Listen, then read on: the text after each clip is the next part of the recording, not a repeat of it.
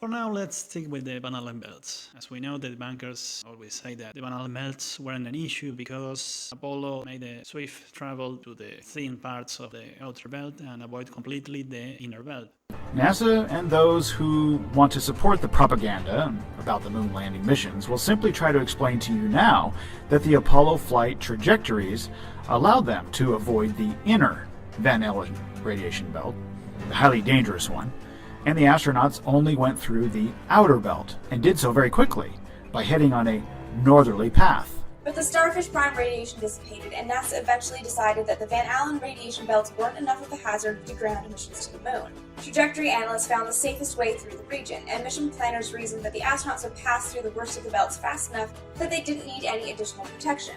All the electronics and instrumentation lining the walls of the command module would give them enough of a kind of makeshift shelter. At the end of the Apollo program, NASA found that its astronauts had not been exposed to any more radiation than the average Atomic Energy Commission worker who deals with radioactivity on a daily basis is exposed to in a year. And really, in the scope of the Apollo program, a little bit of radiation exposure was not the highest risk the astronauts ran in going to the moon. More importantly, the course which each of the Apollo craft took avoided the most lethal parts of the inner belts completely, and they only went through the thinnest parts of the outer belt.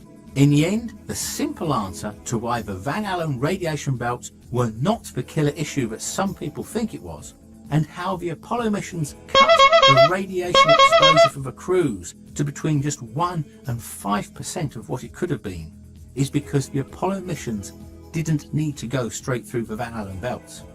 They basically flew around the most deadly areas and were not in the less dangerous areas for long enough.